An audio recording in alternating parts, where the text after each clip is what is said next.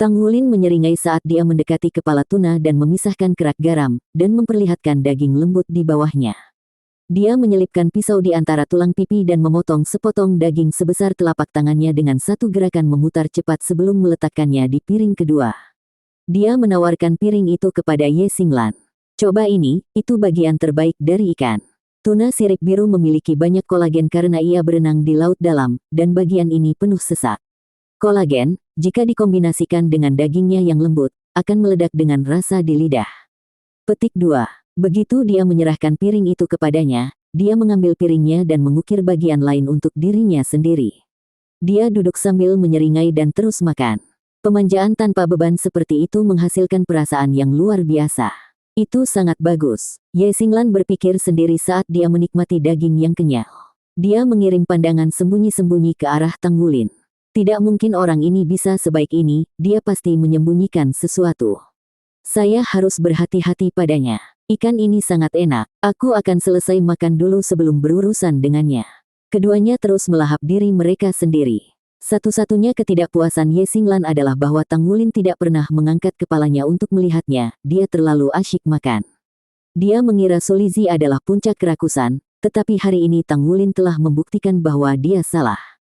Tang Wulin benar-benar melampaui Su Lizhi dalam hal ini. Dia merasa itu sangat menakutkan. Tumpukan daging masuk ke perutnya seperti produk pabrik yang berjalan dengan ban berjalan, namun langkahnya tidak pernah goyah. Bahkan sepertinya berakselerasi. Ye Xinglan merenungkan semuanya saat dia mengunyah dan menelan. Orang ini benar-benar rakus yang tak tertandingi. Yah, saya akui bahwa ikannya enak. Garam laut melengkapi gurihnya daging, menjaga kesegarannya, dan menciptakan petualangan yang penuh umami. Piringnya memiliki camilan terlezat, milik Tang Wulin. Kolagen yang harum dan daging tuna yang lembut akan selamanya terukir dalam ingatannya, menonjol sebagai pengalaman makanannya yang paling spektakuler. Separuh tuna telah dikonsumsi saat Su Lizhi kembali. Dia melolong melihat pemandangan itu sebelum segera menyelam untuk bergabung dengan kekuatan rakus. Di tengah-tengah kegembiraan, Tang Wulin menyisihkan sepotong jari untuk anak laki-laki lainnya. Saat Su Lizhi menggali potongan pipi tuna, wajahnya mengendur karena kepuasan. Seolah-olah dia telah melampaui alam yang lebih tinggi. Beberapa saat kemudian, bos restoran itu berdiri tercengang saat dia menatap ketiganya dengan mulut ternganga. 3 anak ternyata berhasil melahap ikan seberat 50 kg. Keangkuhan dingin Ye Xinglan pecah seperti cangkang, mengungkapkan sikap yang tidak dapat didamaikan dengan kesan awal tentang dirinya. Dia bersandar ke kursinya. Ini adalah pertama kalinya dalam hidupnya dia merasa begitu kenyang. Jika dia bergerak 1 inci lagi, perutnya akan pecah. Hei, siapa namamu? Ye Xinglan bertanya pada Tang Wulin. Tang Wulin. Meski makan paling banyak, Tang Wulin masih setenang biasanya. Dia mungkin telah menelan lebih banyak protein daripada biasanya selama makan ini, tetapi jumlah makanan yang dia makan tidak menyimpang terlalu jauh dari biasanya. Bagaimana kamu bisa makan begitu banyak? Apakah kamu tidak merasa kembung sama sekali? Ye Xinglan bertanya dengan tidak percaya. Tang Wulin berseri-seri, biar ku beritahu kalian sebuah rahasia, sebenarnya, saya memiliki seekor naga di perut saya dan dialah yang memakan semua makanan ini. Petik 2. Setengah kebenarannya membuat Su Lizhi dan Ye Xinglan linglung. Seekor naga di perutmu, bagaimana itu bisa sampai di sana? Su Lizhi bertanya. Tang Wulin mengangkat bahunya. Saya tidak tahu. Saya terlahir dengan itu. Inilah alasan mengapa saya bisa makan begitu banyak. Omong-omong, pertandingan Anda hari ini sangat luar biasa. Saat aku berkedip, kalian menang. Petik 2. Ekspresi bangga terlintas di wajah Su Lizhi. Tentu saja, kami adalah Shrek. Kami selalu tiada taraf. Petik 2. Kata-kata itu sepertinya memicu kewaspadaan Ye Xinglan. Dia menendang kaki gemuk kecil di bawah meja sebelum menjulurkan lehernya ke arah Tang Wulin. Kami pergi sekarang. Anda menyelesaikan tagihan. Petik 2. Aku sudah bilang aku tuan rumah. Su Lizhi adalah pria yang memegang kata-katanya. Ye Xinglan merengut padanya. Kamu ada uang. Su Lizhi kehilangan kata-kata. Bagaimana saya bisa melupakan itu? Tang Wulin tidak bisa berkata-kata. Tidak bisakah dia lebih bisa diandalkan? Jika aku tahu ini sebelumnya, aku tidak akan makan terlalu banyak. Ekspresi macam apa itu? Kata Ye Xinglan sambil memelototi wajah kaku Tang Wulin. Kamu harus tahu, itu suatu kehormatan untuk mentraktir kita makan malam. Setelah beberapa saat tidak percaya, Tang Wulin menganggukkan kepalanya. Ya, Benar-benar suatu kehormatan. Kalian duduk dulu. Aku akan membereskan tagihannya. Mengatakan demikian, dia berdiri dan pergi. Karena mereka duduk di ruang duduk, dia harus berbalik dan langsung menuju meja depan. Begitu dia tidak terlihat, Ye Xinglan memukul bagian atas kepala Su Lizzie. Kenapa kamu menyelinap keluar? Mari kita lihat bagaimana aku akan menanganimu begitu kita kembali. Petik 2. Su Lizzie menarik wajah marah. Kakak Xinglan, aku membuat kesalahan, tapi bukankah kamu makan dengan bahagia juga? Semuanya baik-baik saja jika Anda bersenang-senang. Untuk apa kamu memukulku? Petik 2. Ye Xinglan mendengus. Kami dari Shrek, berapa banyak orang yang menurutmu licik tentang kita? Saya tidak berpikir bahwa Tang Wulin ada gunanya. Aku yakin dia mendekati kita dengan motif tersembunyi. Petik 2. Setelah beberapa kedipan, Su Lizzie membalas, tidak mungkin. Saat kami pertama kali bertemu, dia memberi saya beberapa ikan kering untuk dimakan. Itu sebelum dia tahu dari akademi mana saya berasal. Petik 2. Sudut mulut Ye Xinglan mulai bergerak-gerak. Bagaimana kamu begitu yakin tentang itu? Saya yakin aliansi Skycea telah mengawasi Anda dan membuat rencana tentang cara mendekati Anda. Jika kamu tidak percaya padaku, tunggu saja. Begitu dia kembali, dia pasti akan memikirkan cara untuk lebih dekat dengan kita. Petik 2. Su Lizzie menghadap ke arah kepergian Tang Wulin. Hah, bukankah seharusnya dia kembali sekarang? Penghinaan menetes dari kata-kata Ye Xinglan, dia mungkin pergi ke kamar kecil setelah makan begitu banyak. Oh, setelah 1/4 jam lagi, Tang Wulin masih belum kembali. Dia pasti butuh waktu lama di kamar kecil. Dia makan banyak, jadi banyak yang keluar. Su Lizzie bergumam, pergi cari dia. Ye Xinglan memerintahkan Su Lizzie, awal dari badai yang bergemuruh di dadanya. Alasan dia begitu memaksa agar dia membayar adalah karena dia juga tidak punya uang. Karena mereka di sini untuk mewakili Shrek, dia tidak membawa uang tunai. Tidak lama kemudian Su Lizzie menyeret dirinya yang gemuk kembali. Aku tidak bisa menemukannya. Kakak Xinglan, saya pikir dia pergi. Aku yakin itu karena kamu sangat kasar padanya. Dia mungkin merosot setelah membayar tagihan. Lihat, sudah kubilang dia tidak berusaha mendekati kita. Petik 2. Ye Xinglan berkata, ini yang disebut menangkap dengan melepaskan, Anda tahu. Ayo pergi. Petik 2. Dia bangun dengan Su Lizzie dan berangkat. Hei, kalian berdua anak-anak. Tahan. Apa kau tidak akan membayar tagihannya? Bos datang dan menghentikan keduanya. Dalam perjalanannya kembali ke hotel, Tang Wulin tidak bisa menahan diri untuk tidak merasa segar saat angin laut yang sejuk menyapu wajahnya. Adapun tagihannya, dia tidak akan bertindak seperti itu jika Su Lizzie tidak berjanji untuk membayar. Bagaimanapun, itu adalah makanan yang mahal. Dia tidak percaya bahwa siswa dari siswa Akademi Shrek bisa kekurangan uang.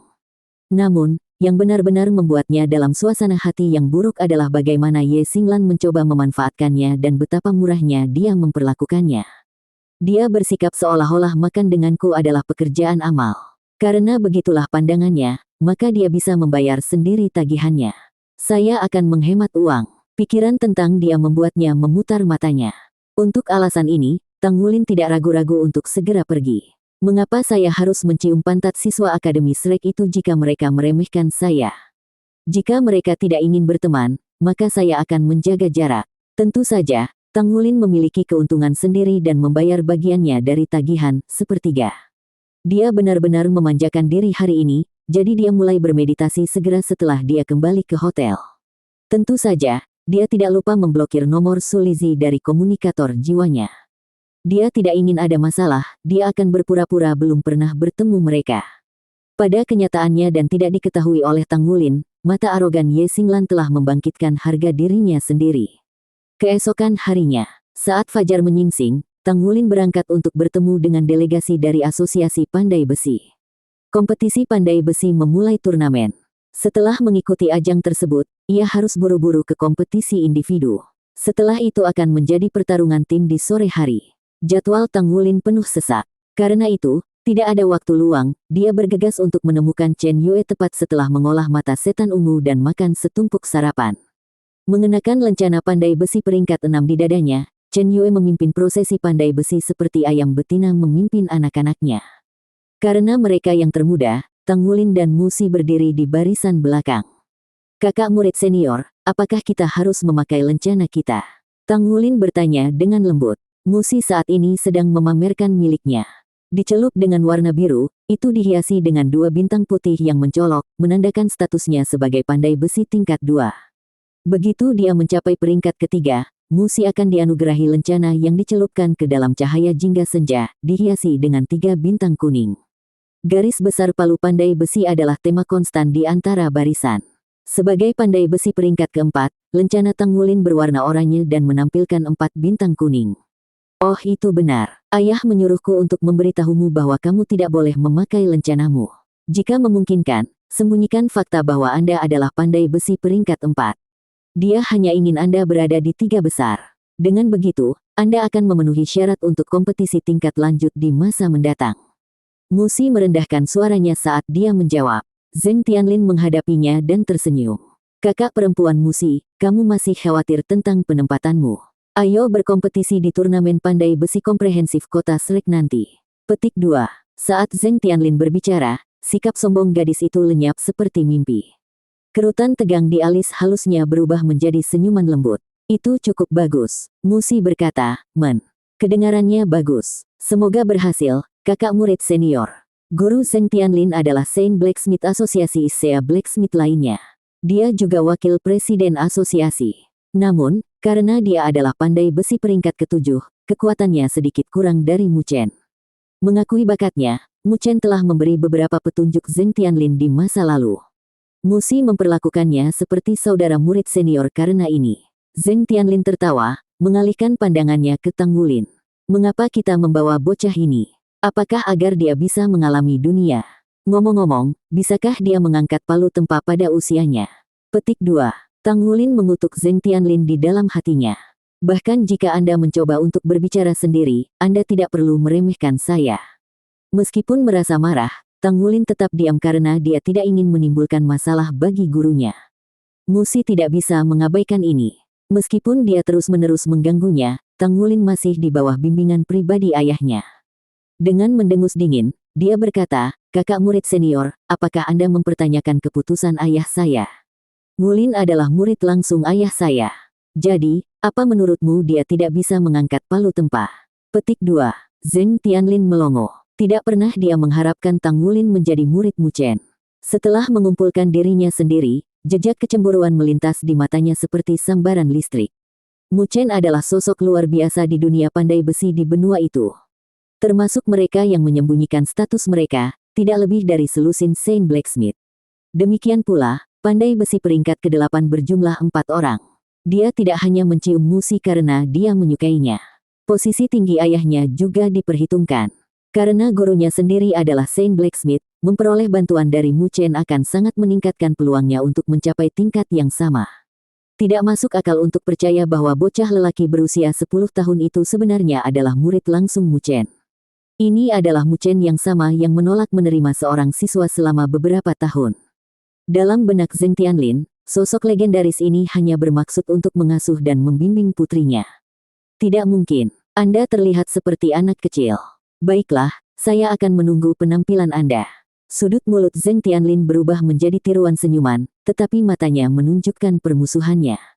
Kenapa orang ini bertingkah seperti ini? Saya tidak ingat pernah menyinggung perasaannya dengan cara apapun. Tang Wulin bingung, tetapi segera dia mengerti bagaimana gurunya telah melindunginya.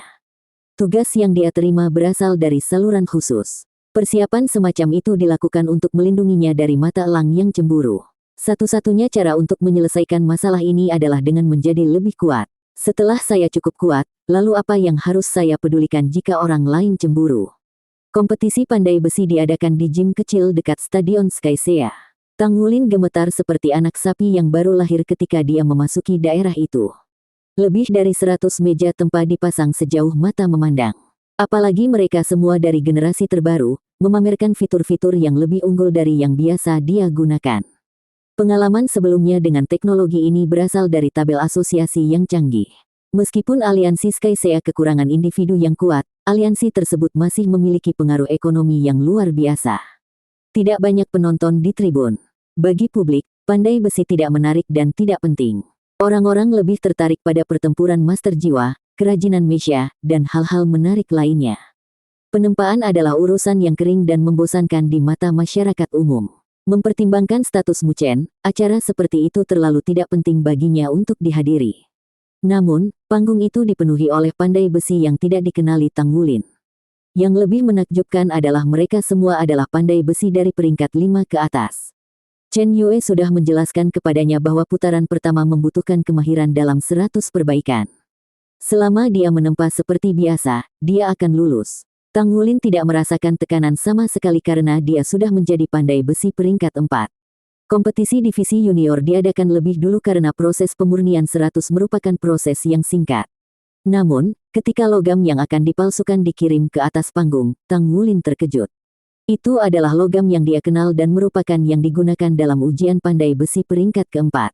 Metalnya adalah koper tite biru. Di antara logam kelas yang tidak umum, tembaga biru adalah salah satu yang paling sulit untuk dipalsukan. Seperti yang diharapkan dari kompetisi divisi junior. Peserta divisi junior, perhatikanlah. Tujuan Anda adalah memurnikan logam ini. Siapapun yang gagal melakukannya akan tersingkir. Dari mereka yang berhasil, yang terbaik akan dipilih untuk melanjutkan ke babak berikutnya. Petik 2. Terlepas dari acara tertentu, semua orang yang menghadiri turnamen aliansi Skycea memperhatikan kompetisi divisi dewasa, karena pesaing tersebut adalah yang paling tangguh. Untuk alasan ini, pengaturan divisi junior sederhana dan adil. Memang, mewajibkan para pesaing untuk 100 tembaga biru halus akan menyingkirkan burung pipit dari elang. Karena mereka akan memetik hasil terbaik, jumlah individu yang maju ke babak kedua tidak akan banyak.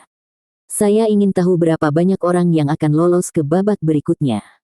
Tang Wulin melirik Musi yang posisinya ada di sebelahnya. Alis Musi berkerut, tapi auranya setenang sungai yang mengalir. Dia sudah agak berhasil dalam 1000 pemurnian, jadi 100 tembaga biru pemurnian bukanlah tantangan baginya. Ayo mulai kompetisi. Setelah proklamasi dari panggung, semua pandai besi muda yang berpartisipasi mengeluarkan palu mereka. Jika dia tidak terburu-buru, Tang Wulin akan menggunakan palu tungstennya, tetapi dia harus mendaftar untuk kompetisi individu segera setelahnya. Dia melepaskan palu peraknya yang berat sebagai gantinya. Dia dengan ringan mengetuk batu tembaga biru itu dengan palu kirinya, mengeluarkan 3 nada tajam. Serangan berikutnya menyusul setelahnya, menghancurkan logam dengan kekuatan yang cukup besar. Ledakan keras bergema di seluruh gym. Tanpa ragu, Tang Wulin adalah yang pertama memulai. Terletak di sebelahnya, Musi tidak peduli. Dia akrab dengan kejutan orang aneh ini dan berharap dia memiliki pemahaman menyeluruh tentang tembaga biru. Tembakan besar di atas panggung, bagaimanapun, tidak bisa membantu tetapi mengerutkan alis mereka, dahi berkerut seperti buah prem. Seorang pria tua berambut putih energi mengerutkan kening. Anak-anak akan menjadi anak-anak. Tidakkah dia tahu bahwa dia perlu benar-benar memahami koper tite biru sebelum memulai? Siapa gurunya? Petik 2. Tepat sekali. Dari suaranya, dia seharusnya tidak kekurangan kekuatan namun dia sangat tidak sabar. Tapi kurasa itu sudah diduga mengingat usianya. Petik 2. Terlepas dari ketidaksetujuan mereka, mereka segera menyaksikan Tang Wulin menempa dengan kecepatan penuh. Begitu Tang Wulin mulai menempa, dia akan melupakan seluruh dunia. Terjebak dalam visi terowongan ini, dia akan mencurahkan seluruh fokusnya pada keahliannya. Dia gagal untuk menyadari bahwa tidak ada orang lain yang mulai menempa selain dia. Namun demikian, Tang Wulin sudah melepaskan serangan palu yang menggelora di atas batu tembaga biru. Ekspresi aneh terlihat di wajah Musi. Orang ini, aku seharusnya tidak memilih tempat di sebelahnya. Setiap pandai besi memiliki ritme mereka sendiri. Mereka akan menderita gangguan dari luar. Menjejalkan begitu banyak peserta dalam satu stadion untuk dipalsukan secara bersamaan adalah menguji fokus mereka. Jika Musi mengalami gangguan ini, bukankah semua pandai besi lain di dekatnya akan terganggu juga? Palu Tang Wulin secepat angin, setiap pukulan membawa kekuatan lebih dari 600 kg. Dengan setiap pukulan, ledakan bergema di seluruh gym, gelombang sonik menembus udara. Musi berhenti dan duduk bersila, menunggu waktu. Meskipun kompetisi memiliki batas waktu, dia tahu bahwa Tang Wulin akan segera selesai. Dia mungkin juga menunggu 100 pemurniannya selesai. Dengan begitu, penempaannya tidak akan mempengaruhi konsentrasinya. Musi mampu mempertahankan ketenangannya, tetapi hal yang sama tidak dapat dikatakan tentang peserta junior lainnya. Beberapa memilih untuk menguatkan diri dan tetap menempa. Ketidaksabaran semacam ini akan menjadi kehancuran mereka. Pada akhirnya, pengaruh Tang Wulin bermanifestasi sebagai cacat dalam penempaan mereka. Walaupun Blue Copper Tite bukan logam yang paling keras, alasan utama mengapa logam itu begitu mengganggu adalah karena perubahannya yang konstan. Hasilnya, Tanggulin memanfaatkan kemampuan khusus palu peraknya yang berat, efek Stack Hammer. Dengan cara ini, dia hanya membutuhkan 100 atau lebih serangan untuk menyelesaikan 100 menyempurnakannya. Dia menyingkirkan palu dan mengangkat tangannya. Anggota staf yang bertugas mengawasi kompetisi berlari, tersandung kedua kakinya sendiri. Kamu sudah selesai. Anggota staf mengambil plat nomor Tanggulin. Ketidakpercayaan menutupi wajahnya ketika dia melihat ukuran batu tembaga biru itu berkurang. Tanggulin bertanya, bisakah saya pergi sekarang? Kamu bisa sejak kamu selesai. Tapi apakah Anda yakin sudah selesai ratusan menyempurnakannya? Jika Anda tidak berhasil, Anda akan tersingkir, anggota staf itu mengingatkan dengan ramah. Saya yakin saya berhasil, jawab Tanggulin tanpa henti. Mempertimbangkan pangkat pandai besi saat ini, ratusan perbaikan tidak ada artinya baginya. Orang tua berambut putih adalah yang pertama berbicara dari atas panggung. Bawa produk anak itu ke sini. Jika dia tidak mengatakan hal yang tidak masuk akal, maka dia benar-benar seorang jenius yang menakutkan. Awalnya, dia mengira Tanggulin kasar dan terburu nafsu.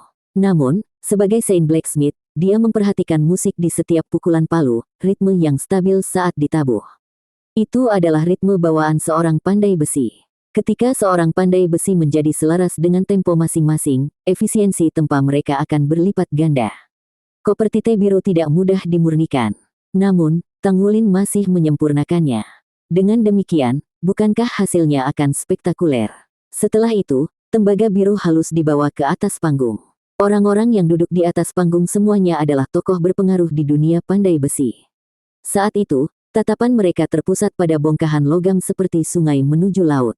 Ini, tembaga biru adalah logam yang indah. Untuk menilai kualitasnya, kita harus mencermati seberapa merata polanya didistribusikan dan seberapa dekat dengan pusat cincinnya mendarat. Itu adalah pemeriksaan yang menyeluruh. Selama cincin itu berada di tengah, 100 pemurnian itu sukses, pengurangan ukuran hanya berfungsi sebagai bukti lebih lanjut. Pria tua berambut putih itu menundukkan kepalanya, dengan hati-hati memeriksa batu tembaga biru itu. Dia memegangnya di telapak tangannya dan membelai dengan jari lembut, merasakan butiran logamnya. Matanya berbinar. Ini adalah bidak 100 halus bermutu tinggi. Cepat, cari tahu di asosiasi mana anak itu berasal. Petik 2. Pada saat itu, Tanggulin sudah pergi, kakinya kabur saat dia bergegas ke Stadion Skycea. Sasana itu tidak jauh dari tujuan berikutnya. Bahkan merencanakan rutenya pada malam sebelumnya, semua agar tidak terlambat. Masih ada waktu sebelum kompetisi perorangan dimulai. Bagaimanapun, penempaannya berlangsung tanpa hambatan dan dia adalah orang pertama yang menyelesaikannya. Apalagi, menurut plat nomornya, ia bakal mengikuti hit ketiga babak pertama. Karena jumlah peserta yang signifikan, beberapa babak dikompilasi dengan masing-masing babak terdiri dari 50 kontestan. Muncul di panas ketiga berarti dia punya setidaknya 1 jam untuk bersantai. Seperti tempat acara lainnya, Stadion Skycea mengadakan kompetisi terpisah namun bersamaan. Hanya dengan cara ini turnamen aliansi Skycea dapat diselesaikan dalam waktu yang wajar dan mengakomodasi pesaing yang sangat banyak. Begitu sampai di stadion, Tanggulin menuju ke area check-in untuk mulai mempersiapkan kompetisi, tetapi ada sosok yang menghalanginya. Huff. Mendengus dingin terdengar dan Tanggulin mengangkat kepalanya untuk melihat siapa yang menghalangi jalannya. Itu adalah Ye Xinglan yang menyebalkan yang mengarahkan tatapan mematikan padanya. Su Lizzie berdiri di sampingnya. Bagi mata yang tidak terlatih auranya memancarkan kepolosan, tetapi di balik lapisan niat baik dan pipi montok ada sedikit kepahitan. Aku akhirnya menangkapmu. Apakah ada yang ingin Anda katakan untuk diri Anda sendiri? Ye Xinglan berdiri dengan tangan di pinggul. Alisnya yang panjang berdiri tegak saat matanya berkobar karena amarah. Katakan apa? Lagi pula aku tidak begitu mengenalmu. Tanggulin berkomentar dengan acuh tak acuh, berhenti menghalangi jalan. Saya harus bersiap-siap. Petik 2. Anda berkompetisi. Ye Xinglan mencoba mendorong Tanggulin di bahunya, tetapi dia tidak bisa. Dia heran menemukan bahwa tubuhnya seberat tumpukan baja. Dia tidak bergerak 1 inci pun dari dorongannya. Ketika Ye Xinglan mengingat kejadian malam sebelumnya, matanya menjadi tajam, amarah membuatnya merah. Dia belum pernah merasa bersalah sebelumnya dalam hidupnya. Malam itu, pemilik toko menghentikan mereka dan meminta pembayaran. Baik dia maupun Su Lizzie tidak punya uang untuk itu. Pada akhirnya dia pasrah untuk meminta bantuan, giginya bergemeretak karena frustrasi. Menambah kemarahannya, pemilik toko yakin bahwa mereka telah merencanakan untuk makan dan lari sejak awal. Bagaimanapun, kedua anak itu dipaksa untuk mencuci piring kotor sampai seseorang datang untuk membayar makanan mereka. Satu-satunya pilihan lain adalah melanjutkan sampai hutang mereka lunas. Ye Xinglan yang menyedihkan dan berkulit halus hanya bisa menangis saat dia menggosok dan menyabuni piring sampai bersih melengking. Tidak berani melanggar aturan Akademi Shrek, dia menelan amarahnya. Meskipun sulit untuk diakui, membayar makanannya memang benar. Mereka salah, jadi bagaimana dia bisa membuat keributan? Dengan demikian, dua siswa Akademi Shrek akhirnya mencuci piring di sebuah restoran seafood di Skysia City. Memori itu menyebabkan kesedihan Ye Xinglan. Dia menyalahkan seluruh pengalaman yang menyakitkan itu pada anak laki-laki di hadapannya. Hal pertama di pagi hari, dia menyeret Su Lizzie keluar untuk menemukan Tang Wulin. Meskipun pada awalnya mereka tidak tahu harus mulai mencari kemana, mereka segera menyadari satu fakta penting, Tang Wulin adalah seorang pesaing. Oleh karena itu, dia pasti akan berada di salah satu tempat acara. Benar saja, mereka menemukan Tang Wulin menggunakan metode ini. Mengapa saya tidak bersaing? Apa yang Anda coba lakukan dengan memblokir jalan? Tang Wulin mengerutkan kening. Ye Xinglan dengan kesal berkata, bukankah kamu mengatakan kamu akan membayar tagihan kemarin? Anda juga begitu. Apakah Anda membayar tagihannya? Petik 2. Tang Wulin berkata dengan tenang, saya membayar bagian saya. Mengapa saya harus membayar Anda? Itu Su Lizzie yang awalnya berjanji untuk memperlakukan saya. Saya baru saja pergi setelah membayar sendiri. Apa yang salah dengan itu? Apakah kamu tidak makan juga? Karena Anda mencoba memanfaatkan saya, lalu mengapa Anda memutarnya ke arah lain? Apakah Anda bermasalah dengan saya membayar bagian saya dari tagihan? Anda bahkan tidak ingin berteman dengan saya, jadi mengapa saya harus membayar untuk Anda? Petik 2. Kata-kata Tang Wulin membuatnya linglung. Dia benar. Mengapa dia harus membayar saya dan si kecil gemuk? Saya tidak punya banyak kasus di sini. Kamu, bukankah kamu mengatakan itu suatu kehormatan untuk makan bersama kami? Ye Xinglan berdalih. Tang Wulin berkata, apakah saya harus membayar hanya karena itu suatu kehormatan? Saya tidak pernah mengatakan saya akan memperlakukan Anda. Aku tidak akan punya masalah jika kita berteman, tapi kamu jelas tidak ingin berteman denganku. Aku tidak memanfaatkan kalian dengan cara apapun. Petik 2. Tetapi, kamu makan paling banyak. Ye Xinglan hampir menangis. Kebencian dan kemarahannya mengalir keluar dari hatinya seperti sungai yang menderu-deru, pipi memerah seperti tomat. Siapa yang menghentikanmu makan lebih banyak? Tang Wulin mengambil satu langkah ke depan, memindahkannya ke samping, dan melanjutkan dengan langkah besar. Ia tidak bisa menunda lebih lama lagi jika ingin berlaga di kompetisi individu. Kamu, berhenti di sana. Ye Xinglan berteriak. Tang Wulin mengabaikannya dan melanjutkan lurus ke depan. Kamu keparat. Ye Xinglan dengan marah berteriak. Kakak Xinglan. Su Lizzie menarik lengan bajunya. Kata-kata Wulin masuk akal. Apakah kamu di pihaknya? Ye Xinglan berbalik menghadapnya, bibirnya terkelupas menyeringai. Aku, tentu saja aku ada di pihakmu. Si gemuk kecil menjawab dengan patuh. Tang Wulin, tunggu saja. Ye Xinglan menyipitkan matanya dan membuat pernyataan yang sengit. Dia berbaris tepat ke stadion mengikutinya. Kakak Xinglan, apa yang kamu lakukan? Saya mendaftar untuk bersaing. Dia bersikap masuk akal, ya. Lalu aku akan mengalahkan beberapa alasan nyata padanya di atas panggung. Petik 2. Tidak menyadari lawan kuat yang dia ciptakan, Tang Wulin check-in tepat waktu. Sekarang yang harus dia lakukan hanyalah menunggu, pertandingannya akan dimulai sekitar setengah jam lagi. Ketika berbicara tentang Ye Xinglan, Tang Wulin percaya usahanya terhadapnya adil dan bertindak dengan percaya diri. Baginya, menyebutkan berapa banyak yang dia makan tidak masuk akal. Karena dia meremehkannya, mengapa dia harus membayarnya? Sejak awal, mereka ada di dua dunia berbeda, dua garis sejajar yang tidak pernah dimaksudkan untuk disentuh. Tempat acara penuh dengan aktivitas. Karena pesaing divisi junior dalam kompetisi individu menggunakan paling banyak 3 cincin jiwa, ruang yang disediakan tidak banyak. Setiap arena terbentang dengan diameter sekitar 30 meter. Diatur di samping satu sama lain, cincin pertempuran memamerkan duel yang mempesona antara semua jenis jiwa bela diri dan keterampilan jiwa.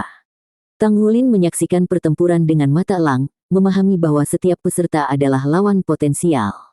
Dia memiliki cincin jiwa tunggal, dia harus menangkap setiap keuntungan yang mungkin didapat untuk menang. Tidak lama kemudian, hit ketiga dimulai. Tang Wulin melirik plat nomornya. Menurut undian kemarin, penampilan pertamanya adalah pada hit ketiga di arena 16. Penghalang jiwa membungkus arena melingkar sehingga penonton tidak akan dirugikan oleh serangan nyasar. Meskipun ini adalah pertama kalinya berpartisipasi dalam kompetisi semacam ini, Tang Wulin tidak membawa sedikit pun kecemasan atas keberadaannya. Setelah petualangannya di platform kenaikan roh dan pengalaman pertempuran kehidupan nyata, yang dia rasakan hanyalah kegembiraan yang mengalir melalui nadinya. Seberapa jauh saya bisa pergi? Lawannya segera tiba. Itu adalah anak mungil yang lebih pendek dari Tang Wulin. Mata lawannya gagal menutupi kebingungan dan kecemasan yang merajalela di balik postur luar mereka. Setiap arena memiliki wasit dan mereka adalah seorang pria paruh baya. Aturannya sederhana. Anda dapat menggunakan segala cara untuk menyerang tanpa khawatir. Saya akan ikut campur jika diperlukan untuk memastikan keamanan Anda dan hasilnya akan diputuskan ketika satu pihak kebobolan. Jika peserta tidak bisa atau tidak akan kebobolan, saya akan menilai ketika satu pihak tidak lagi dapat melanjutkan pertarungan. Saya juga akan menilai jika jarak antara pesaing terlalu besar. Anda berdua punya waktu 30 detik untuk bersiap. Saya akan menghitung mundur 5 detik terakhir. Anda dapat mulai bersiap sekarang. Petik 2. Saat pria paruh baya selesai berbicara, lawan Tang Wulin memanggil 2 cincin jiwa kuning yang mempesona. Bukankah kita masih punya 30 detik? Tang Wulin bingung dengan tindakan lawannya sejak melepaskan jiwa bela diri yang mengkonsumsi kekuatan jiwa. Apakah dia mencoba memamerkan jiwa bela dirinya? Jiwa bela diri lawannya adalah tongkat perak yang panjang. Seekor naga hitam melingkari panjangnya. Itu adalah tongkat naga melingkar, jiwa bela diri yang mengesankan. Itu memiliki naga dalam namanya, jadi mungkin. Hati Tang Wulin berdebar-debar memikirkan hal itu, mendorong sisa-sisa ketakutan terakhirnya ke arah lawannya yang memiliki 2 ring. Lawannya sepertinya telah menyadari kesalahannya dan dengan cepat mengingat jiwa bela dirinya. Dia balas menatap Tang Wulin. 5, 4, 3, 2, 1, mulai. Setelah penghitungan mundur berakhir, Tang Wulin melangkah maju dengan kaki kirinya, meluncurkan dirinya seperti peluru artileri. Dia bukan master jiwa tipe agility, tapi dalam sekejap, dia meledak dengan kecepatan. Butuh beberapa langkah cepat untuk menutup jarak 30 meter antara dia dan lawannya. Sekali lagi lawannya melepaskan jiwa bela dirinya. Tongkat naga melingkar muncul di tangannya namun tidak ada cincin jiwa yang menyala. Ini adalah tanda yang jelas bahwa dia belum menggunakan keterampilan jiwa apapun. Ini karena dia dikejutkan oleh kecepatan menakutkan Tang Wulin, benar-benar melupakan keterampilan jiwanya. Anak muda itu mendengar dengusan dingin sebelum gelombang yang memusingkan menyapu otaknya, sambil menonton saat tinju Tang Wulin semakin dekat. Tinju bersisik emas berkilauan di bawah matahari. Perasaan teror yang tak terlukiskan mencengkeramnya. Mungkin serangan drakonik yang tiba-tiba ditambah dengan kegugupannya menyebabkan bocah itu jatuh kembali ke pantatnya. Tang Wulin menamparkan staf naga melingkar lalu, meletakkan tangannya yang bersisik di atas kepala bocah itu. Secara alami, dia tidak meraih kepala bocah itu atau mengungkapkan cakar naga emasnya. Berhenti. Wasit muncul di depan mereka dalam sekejap, menghalangi tangan Tang Wulin. Tentu saja, wasit bisa merasakan kurangnya kekuatan yang beredar di seluruh anggota tubuhnya. Kamu terlalu kurang dalam pengalaman bertempur. Bagaimana Anda berpikir untuk berpartisipasi dalam kompetisi seperti ini?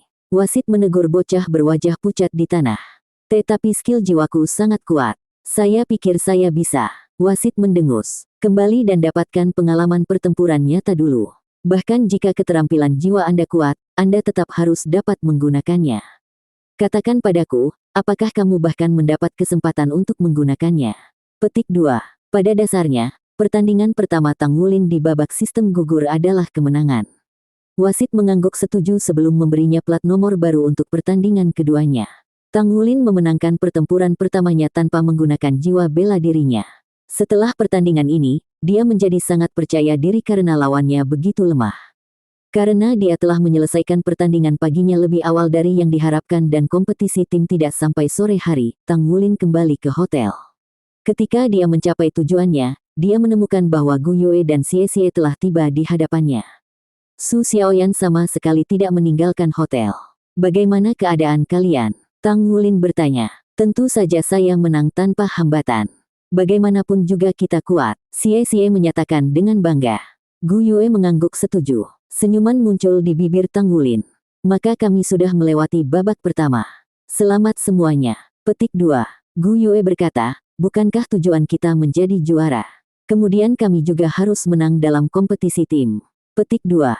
Tang Wulin menghela nafas. Pengalaman sangat penting di sini. Lawan saya adalah Grandmaster Jiwa 2 Cincin, tapi entah bagaimana dia dikalahkan sebelum menggunakan keterampilan jiwanya.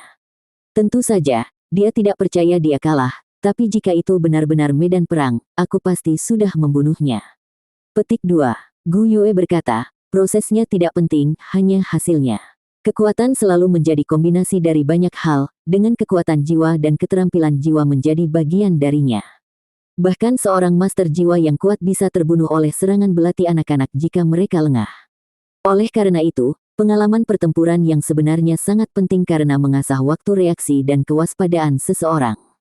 Petik 2. Tang Wulin tertawa kecil. Aku hanya berharap aku tidak cocok denganmu di babak berikutnya. Gu Yue ditarik kembali sejenak sebelum dia sadar kembali, tersenyum hangat. Memang, dia juga tidak ingin bertemu Tang Wulin dalam pertempuran. Sepertinya kami semua melakukannya dengan cukup baik. Jadi bos, apa rencananya sore ini? Xie bertanya pada Tang Wulin. Tang Wulin menjawab, lawan kita seharusnya tidak sekuat itu, jadi kita bisa bertarung seperti biasa. Kami tidak perlu khawatir tentang kekuatan kami di babak pertama, kita harus bisa menang tanpa keringat. Petik 2. MN. 3 lainnya mengangguk setuju. Long Hengsu memimpin kelompok Tang Wulin ke tempat kompetisi tim, karena Wu Zhangkong pergi ke tempat lain. Apakah kamu anak nakal siap? Long Hengsu tersenyum ramah pada anak-anak. Dia awalnya tidak ingin anak-anak berpartisipasi dalam kompetisi individu, tetapi setelah memeriksa hasil mereka hari ini, dia berubah pikiran. Mereka mengawali turnamen dengan sangat baik. Tak perlu dikatakan, dia masih belum menyadari partisipasi Tang Wulin dalam kompetisi pandai besi. Kami siap, Tang Wulin menjawab untuk seluruh timnya.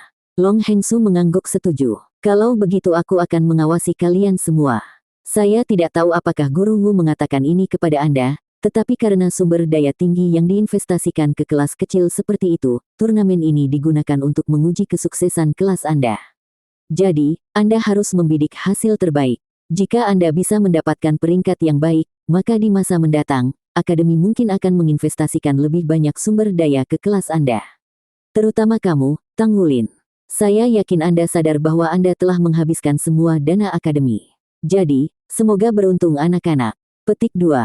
Tang Wulin mengangguk. Kami pasti akan melakukan yang terbaik. Wu Zhangkong tidak berbicara dengan mereka tentang masalah ini, tetapi ketika Tang Wulin mendengar kata-kata sutradara, hatinya bergerak. Guru Wu telah menanggung semua tekanan ini demi kita. Apa cara terbaik untuk membalas budi dia?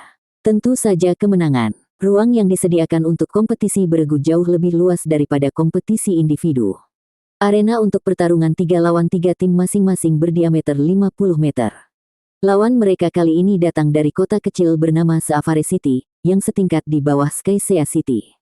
Itu tentang tingkat yang sama dengan kota Glorybound, tetapi ekonomi yang pertama bernasib jauh lebih baik dan berhasil mempertahankan akademi menengah. Namun, kompetisi 3 lawan 3 tim tidak begitu populer. Itu karena akademi yang kuat semuanya akan mengirim tim 7 orang untuk bersaing. Hanya akademi yang kekurangan orang atau sudah memiliki tim 7 orang utama yang akan memiliki tim 3 orang. Ini adalah fakta lain bahwa Wu Zhangkong telah lalai memberitahu mereka, yang mereka pelajari dari Long Hengsu. Menang terlepas dari lawannya. Itulah filosofi Wu Zhangkong. Setelah mengamati beberapa pertandingan, Tang Wulin dan yang lainnya sampai pada kesimpulan bahwa mereka tidak memiliki persaingan serius dalam acara tim 3 orang divisi junior. Tidak ada catatan yang terjadi saat mereka menonton. Bos, mengapa pertandingan ini membuatku sangat mengantuk? Xie berkata tanpa daya. Tang Wulin berkata, itu karena kita belum melihat siapapun yang kuat. Tapi jangan ceroboh, kami hanya mengamati satu bagian dari stadion. Mari rencanakan strategi kita sekarang.